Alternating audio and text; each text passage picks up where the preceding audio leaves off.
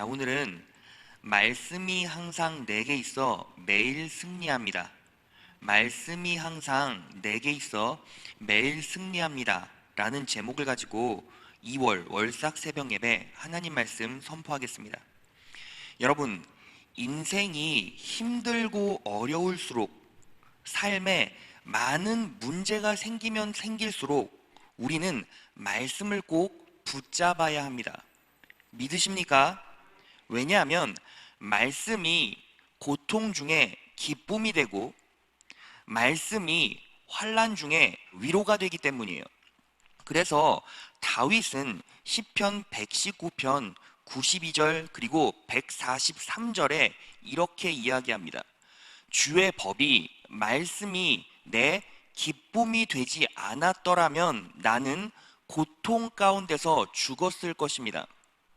다윗의 인생을 보면 매 순간이 전쟁이었죠. 그런데 말씀이 자신의 기쁨이 되지 않았더라면 벌써 고통 가운데서 죽었을 거래요. 말씀이 고통 가운데 기쁨이 된다는 겁니다. 그리고 143절 보면 환난과 고통이 나에게 밀어닥쳤으나 환난과 영적 육체적 고통이 나에게 갑자기 밀려 들이닥쳤으나 주의 말씀이 나에게 위로가 되었다고 말해요. 그래서 우리는 무엇을 깨달아야 합니까? 언제나 삶의 환난과 고통이 왔을 때 말씀이 우리에게 기쁨이 되고 말씀이 우리에게 위로가 된다는 것을 분명히 인식해야 해요. 자, 그렇다면 왜 말씀이 우리 삶에서 기쁨과 위로가 됩니까? 자, 다윗은 또 이렇게 말하고 있어요. 시편 119편 140절 98절을 보면 주의 약속은 확실함으로, 주의 약속은 확실하기 때문에 변하지 않고 그것 자체로 그 약속이 보증이 되기 때문에 뭐예요? 고통 중에 위로가 되고 기쁨이 된다는 거죠.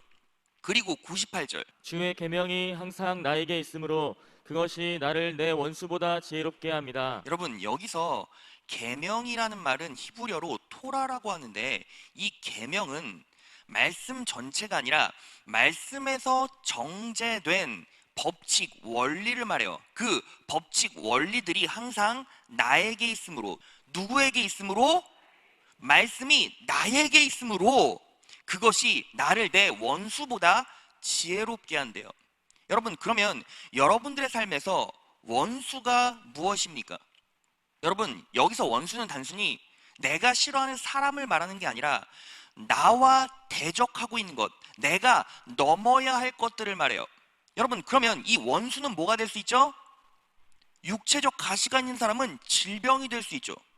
재정적인 어려움이 있는 사람은 이 재정적인 압박이 될 수 있죠. 그리고 관계적으로 문제가 있는 사람은 이 관계적인 문제가 내 삶의 원수가 될 수 있죠. 여러분들의 원수는 무엇입니까? 재정적인 압박입니까? 육체적인 질병입니까? 관계의 어려움입니까? 사업의 어려움입니까? 여러 가지 원수되는 것이 있어요. 그런데 주의 법이, 말씀의 원리가 원수보다 나를 더 지혜롭게 한대요. 여러분, 원수보다 내가 더 지혜로우면 그 원수되는 것들을 내가 손쉽게 다룰 수가 있죠. 왜? 하나님께서 지혜를 주시니까. 무엇을 통해서? 말씀을 통해서. 그래서 여기에서 가장 필요한 게 결국 무엇입니까? 주의 계명이 항상 나에게 있으므로, 주의 계명이 항상 나에게 있으므로, 이 원리가 항상 누구에게 있어야 돼요? 나에게 있어야 돼요. 모든 전제는 하나님의 말씀이 항상 나에게 있을 때 결국 우리는 이 확실한 약속을 통해 더 큰 지혜를 얻고 그리고 인생에서 승리할 수 있다는 거예요. 하나님께서 우리에게 약속하신 놀라운 축복의 은혜를 다 받아 누릴 수 있다는 거죠. 그렇다면 여러분, 주의 계명이 항상 나에게 있다라는 게 무엇입니까? 자, 그것을 오늘 이 말씀을 통해 알아볼까요? 자, 첫째, 입술로 축복의 약속들을 내 마음과 인생에 흘려보내라는 거예요. 자, 오늘 본문 말씀 98절을 다시 한번 보겠습니다. 주의 계명이 항상 나에게 있으므로 여러분 지금 다윗이 뭐라고 고백하고 있어요? 주의 계명, 말씀의 원리, 토라가 항상 나에게 있대요. 이미 소유하고 있죠. 이미 소유하고 있으므로 원수보다 내가 더 지혜롭대요. 그러면 여러분 다윗은 어떻게 이 원리를 소유했고 이 말씀이 항상 나에게 있게 만들었을까요? 자, 앞 구절을 보겠습니다. 시편 119편 97절이에요. 내가 주의 법을 어찌 그리 사랑하는지요. 내가 그것을 종일 작은 소리로 읊조리나이다. 여러분, 종일 작은 소리로 읊조리나이다 라고 말하고 있는데 이 부분을 현대인의 성경으로 보면 내가 주의 법을 한없이 사랑하여 그것을 어떻게 한다고요? 하루 종일 묵상한대요. 말씀의 원리가 여러분들에게 주어지면 여러분들은 뭐 하는 거예요? 하루 종일 묵상하는 거예요. 고백하고 선포하는 거예요. 여러분 제가요 작년부터 매주 금요생수회강 설교를 할 때 하나님의 축복의 말씀을 입술로 고백하십시오, 선포하십시오 라는 설교를 정말 많이 했죠. 작년 한 해 동안 수십 번은 했을 거예요. 그런데 한 성도가 저에게 이런 질문을 했어요. 목사님, 왜 말씀을 고백하고 선포해야 합니까? 그냥 믿음은요 마음으로 받아들이는 거잖아요. 제 말이 틀립니까? 맞습니다. 맞아요. 말씀을 마음으로 받아들이는 게 믿는 거죠. 그런데 왜 매번 질리도록 입술로 고백하고 선포하십시오 라는 말씀을 하시나요? 그래서 제가 물어봤어요. 성도님, 그러면 성도님은 입술로 고백하고 선포하십니까? 근데 아무 얘기 안 해요. 여러분, 제가요 이렇게 수십 번 입술로 고백하고 선포하라고 얘기를 해도 여러분 잘 생각해 보세요. 주일 예배 시간이나 금요 생수회강 시간에 말씀 선포할 때나 그리고 월삭 새벽 예배 때 말씀 선포할 때 아멘 하는 사람이 그렇게 많지가 않아요. 여러분 제가요 제 해석이 아니라 성경적 원리를 정확하게 알려드릴게요. 여러분 제가요 앞으로도 계속 여러분들께 축복의 약속들을 입술로 고백하고 선포하십시오 라고 계속 설교할 거거든요. 그러면 제가 그 원리를 오늘 딱 말씀드릴 테니까 여러분들이 각인시키고 기억하세요. 여러분 우리는 예수를 믿어요. 믿으십니까? 우리는 예수 그리스도의 십자가의 구속의 은혜로 말미암아 구원의 자녀가 되었어요. 구원의 자녀 되었다라는 것을 바울의 말로 바꾸면 그리스도 안에서 새로운 피조물이 되었다라는 거예요. 그래서 고린도서 5장 17절에 보면 그런즉 누구든지 그리스도 안에 있으면 새로운 피조물이라 이전 것은 지나갔으니 보라 새 것이 되었도다. 여러분들은 새로운 피조물이에요. 새 것이라는 것이죠. 그러면 새 것과 헌 것의 차이가 뭐예요? 새 것과 헌 것. 여러분 새 것은요 그리스도 안에서 새로운 피조물 된 하나님의 자녀들은 그리스도를 통하여 생명 안에서 왕노릇하게 돼 있어요. 자, 그 약속을 볼까요? 로마서 5장 17절이에요. 한 사람의 범죄로 말미암아 사망이 그 한 사람을 통하여 왕노릇하였은즉 더욱 은혜와 의의 선물을 넘치게 받는 자들은 한 분 예수 그리스도를 통하여 생명 안에서 왕노릇하리로다. 잠깐 말씀을 띄워줘 보세요.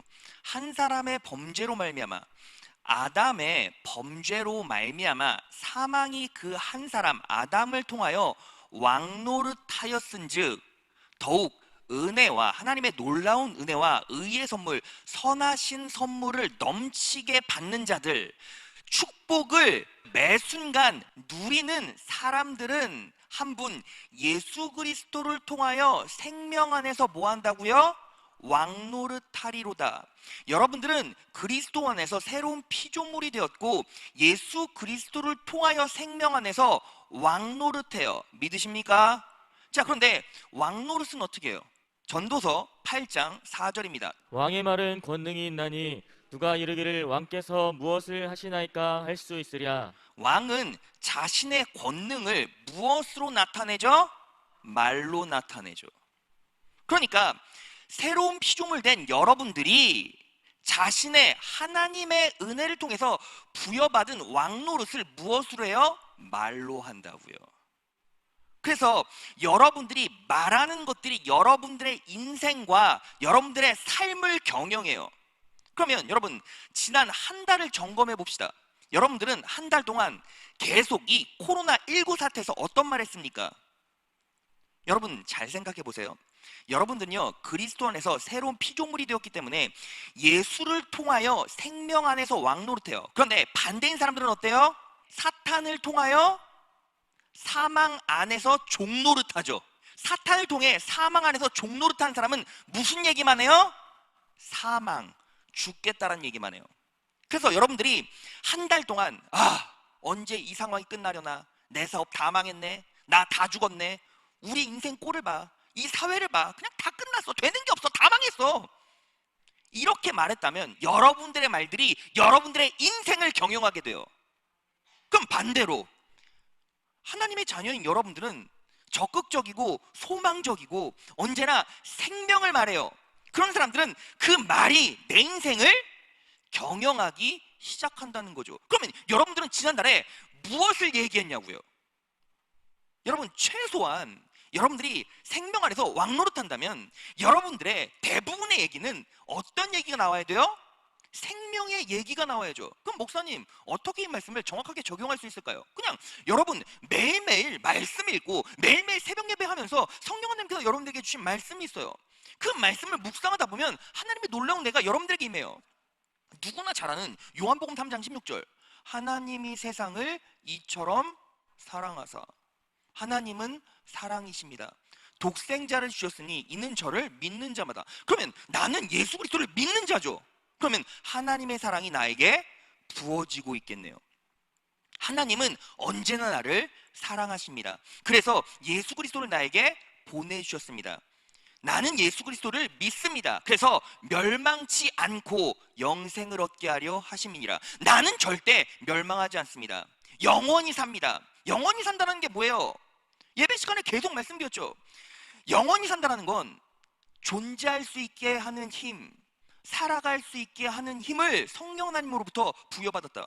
그러면 나는 하나님의 사랑을 받고 있고 예수 그리스도를 믿고 있습니다. 그래서 절대 망하지 않습니다. 하나님께서 살아갈 수 있는 힘을 주시고 존재할 수 있는 힘을 주십니다. 그 힘을 하나님께 계속 공급받고 있습니다. 이 요한복음 3장 16절 한 구절 안에도 놀라운 통찰과 영감이 있죠. 그걸 여러분들이 말씀을 묵상하면서 하나님을 통해서 받아내시는 거예요. 그러면서 그 말씀을 묵상하십시오. 여러분들이 말하는 것들이 여러분들의 인생을 경영합니다. 여러분들이 말하는 것들이 여러분들의 삶을 경영합니다. 이것은 상황과 환경과 전혀 상관없죠. 왜? 하나님께서 여러분들에게 주신 특권이잖아요. 오늘부터 여러분들은 사망을 말하겠습니까? 생명을 말하겠습니까? 당연히 생명을 말해야죠. 생명을 선포해야죠. 살 수 있는 말씀을 선포해야죠. 그럴 때 여러분들이 뱉은 말이 결국 여러분들의 인생을 경영하게 되고 결국 그 능력으로 여러분들은 승리할 수 있게 돼요. 믿으십니까? 생명의 말을 하십시오. 축복의 말을 하십시오. 능력의 말을 하십시오. 하나님께 영광 올려드리십시오. 여러분, 모든 원리가 다 하나님의 영광에 귀속돼 있죠. 목사님, 생명을 선포하는 것이 왜 하나님께 영광 올려드리는 겁니까? 당연한 거죠. 상황과 환경이 기인해서 우리 죽습니다. 뭐가 없는 거예요? 믿음이 없는 거죠. 환경이 어렵고 힘들어도 하나님께서 나를 붙잡고 계시니, 하나님께서 내 인생을 책임져 주시니, 내 가정을 책임져 주시니, 내 가족을 책임져 주시니, 내 사업을 책임져 주시니 나는 잘 될 것입니다. 나는 다시 일어날 것입니다. 하나님께서 역사하고 계시니 나는 다시 회복할 것이고 회생할 것입니다. 상황과 환경과 상관없는 믿음의 고백을 하나님께 올려드리고 있죠. 하나님 영광 받으시고 축복하십니다. 하나님 영광 받으시고 축복하십니다. 믿으십니까? 생명의 말을 하십시오. 능력의 말을 하십시오. 축복의 말을 하십시오. 그럴 때 2월 한 달은 승리의 길로 인도함 받을 것입니다. 믿으십니까? 생명 안에서 왕노릇 하신 여러분 되시기를 진심으로 축원합니다. 자, 둘째, 축복을 말할 때, 기도할 때 믿음을 결합시키라는 거죠. 오늘 본문 말씀 시편 119편 140절을 보면요, 다윗이 이렇게 고백하죠. 주의 약속은 확실함으로 내가 이것을 사랑합니다. 주의 약속은 확실하다고 뭐 하는 거예요? 믿는 거죠. 그런데 반대편에는 어떤 사람이 있습니까? 앞구절을 보면 내 원수들이 주의 말씀을 무시하니 내 분노가 불처럼 타오릅니다. 자, 여러분, 이 땅에는요, 두 부류의 사람이 있겠죠.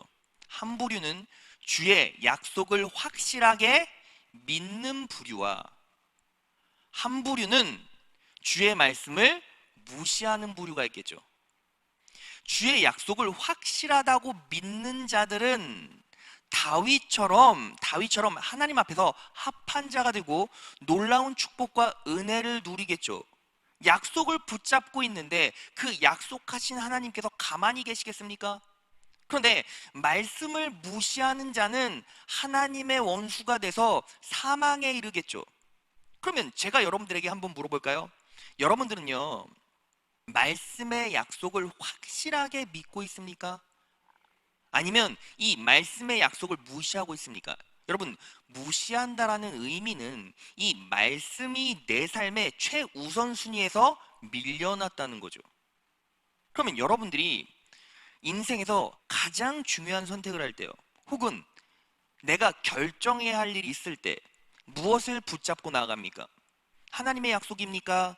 내 욕망입니까? 하나님의 약속입니까? 나의 기질입니까? 하나님의 약속입니까? 나의 방법입니까? 여러분, 하나님의 약속을 확실하게 믿는 자만이 놀라운 축복을 누리게 돼요. 믿으십니까?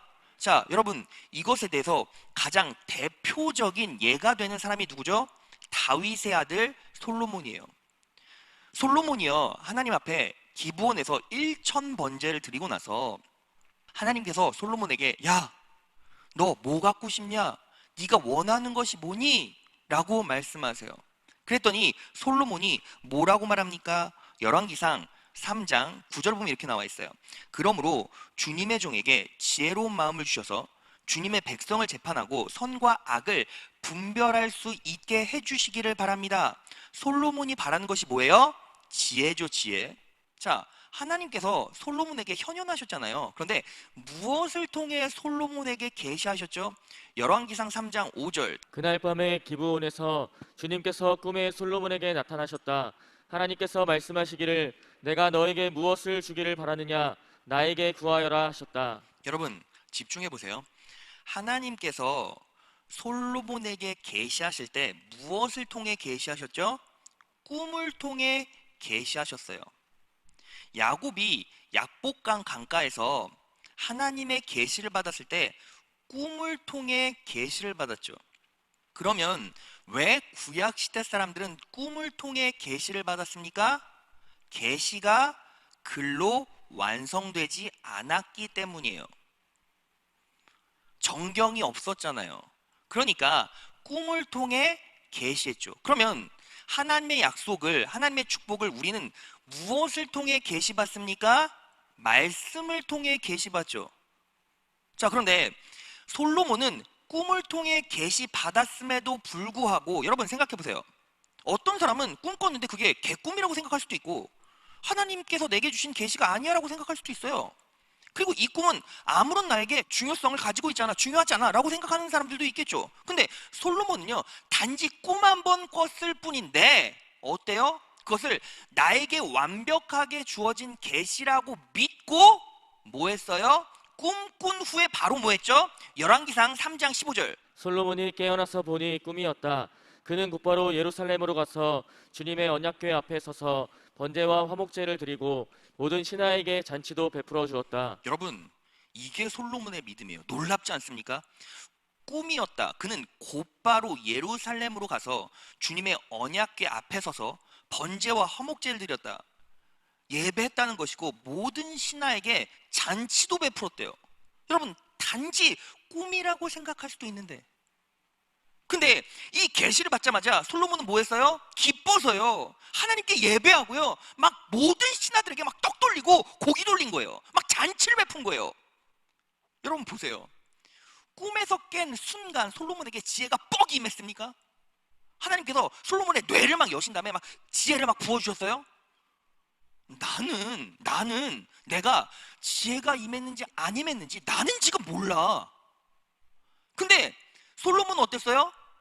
꿈으로 계시를 받고 어때요? 지금 내게 지혜가 임했는지 임하지 않았는지 알지 못하지만 하나님께서 계시하셨으니 주실 줄 믿고 예배하고 기뻐 잔치 베풀었다고요. 여러분, 여러분들이 축복받는 믿음을 갖고 있다면 자 보세요. 솔로몬과 똑같은 상황에서 비교해 봅시다. 여러분, 솔로몬은 꿈을 통해 계시를 받았죠. 우리는 이미 완성된 계시를 말씀을 통해 받아요. 그러면 하나님의 축복의 약속이 여러분들에게 임했을 때 여러분들의 반응은 어때요? 기뻐서 예배하고 기뻐서 잔치를 베풀고 기뻐서 주변 사람들에게 막 음식을 나눠주고 즐깁니까? 이게 솔로몬의 믿음이었고 능력의 믿음이었고 축복의 믿음이었어요. 그러면 우리는 어떻냐고요? 여러분, 매주 예배 드릴 때마다 축복의 약속들이 계시로 여러분들에게 전달돼요. 그런데 여러분들의 반응은 어떻습니까? 여러분들의 반응을 여러분들이 스스로 점검해 보세요. 여러분들이 솔로몬과 같았다면 여러분들의 인생 가운데 놀라운 축복이 임합니다. 왜? 그것이 믿음의 능력이니까. 여러분, 뭔가 다르죠. 뭔가 축복받는 사람들은, 은혜로 살아가는 사람들은 반응이 다르죠. 솔로몬과 나, 솔로몬과 여러분, 반응이 어떻습니까? 자, 성령 하나님께서 여러분들에게 주신 계시 약속이 있어요. 고린도서 1장 20절. 하나님의 모든 약속이 그리스도 안에서 예가 되었습니다. 그러므로 우리는 그리스도를 통해 아멘이라고 함으로써 하나님께 영광을 돌립니다. 하나님의 모든 약속이 여러분들에게 계시된 성경에 수천 개, 수만 개의 약속들이 그리스도 안에서 다 뭐가 되었다고요? 예가 되었다고요. 여러분들은 그리스도 안에 있어요. 그리스도 안에서 하나님의 약속은 모두 예가 되었어요. 그러므로 우리는 그리스도를 통해 아멘이라고 함으로써 하나님께 영광을 돌립니다. 여러분, 축복의 약속이 여러분들에게 쏟아졌을 때 여러분들은 아멘 하고 계십니까? 아멘 하고 계십니까? 여러분, 솔로몬은요 아멘한 정도가 아니라니까요. 그러면 신앙의 선진들을 바라보면 왜 내가 하나님 편에서 축복받지 못하는지 축복받는지에 대한 답이 다 나와요. 여러분, 솔로몬은 다 가진 사람이고 절대자였어요. 왕이었어요. 그럼에도 불구하고 이미 다 가지고 있었음에도 불구하고 부족한 게 없었음에도 불구하고 한 번의 꿈으로 받은 계시가 자신에겐 너무 기뻐서 잔치까지 벌릴 정도였어요. 여러분들은 하나님께서, 성령 하나님께서 여러분들에게 계시를 주셨을 때 그 약속에 기뻐하면서 잔치를 벌인 적 있으십니까? 여러분, 지금 성경에서 여러분들에게 요구하는 믿음이 어디까지인지를 확인하셔야 돼요. 그냥 단순히 내가 예수를 믿어요. 여러분, 믿음은 하나님의 선물이기 때문에 여러분들 안에 그 믿음, 겨자씨만한 믿음이 있다면 어디 갑니까? 죽어서 천국 가겠죠. 하지만 이 땅에서 신앙 선진들, 히브리서 11장을 여러분 집에 가서 한번 묵상해 보세요. 신앙의 선진들의 믿음은 절대적인 믿음이었어요. 그들은 축복받고 형통하고 능력 있는 삶을 살았죠. 세상을 바꿔내는 삶을 살았어요. 절대적인 믿음이었기 때문이에요. 하나님께서 약속을 주셨고 그렇게 될 것이다 하면 확신하고 확신 있는 믿음으로 그 축복을 받아들이고 누렸다라는 거죠. 그러면 여러분들은 어떻게 했냐고요? 여러분, 제가요 월삭 새벽 예배를 준비하면서 산에 올라가서 열심히 기도하는데 하나님께서 2월달 우리 교회 성도들에게 이런 말씀을 주셨어요. 시편 143편 10절에서 12절입니다. 주님은 나의 하나님이시니 주님의 뜻을 따라 사는 길을 가르쳐 주십시오. 주님의 선하신 영으로 나를 이끄셔서 평탄한 길로 나를 인도하여 주십시오. 주님, 주님의 이름을 위하여 나를 살리시고 주님의 의로우심으로 내가 받는 모든 고난에서 내 영혼을 건져 주십시오. 주님은 한결같이 나를 사랑하시니 내 원수들을 없애 주십시오. 나를 억압하는 자들을 멸하여 주십시오. 나는 주님의 종입니다. 자, 말씀 펼쳐놓고 제가 말씀 정리해 보겠습니다.